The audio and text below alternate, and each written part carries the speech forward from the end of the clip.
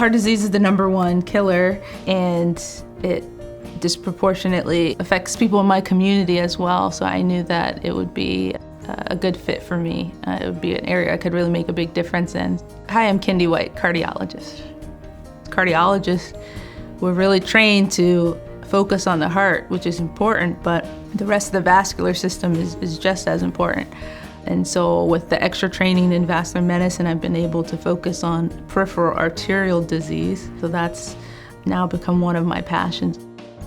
Every patient is different and unique. I engage in what we call shared decision making. I sort of usually just discuss the different options, since it's not always one size fits all, and then based on what the patient's preferences and beliefs are, we kind of come up with a good option for them. To be here has been actually a dream, because I'm able to see the patients that I want to see, and the population that we serve here is exactly what I want to see, and UH has been very supportive of that. And I think it has a lot to offer patients. I think patients come here because they know they can get world-class care, and that the providers they see actually really do care about them.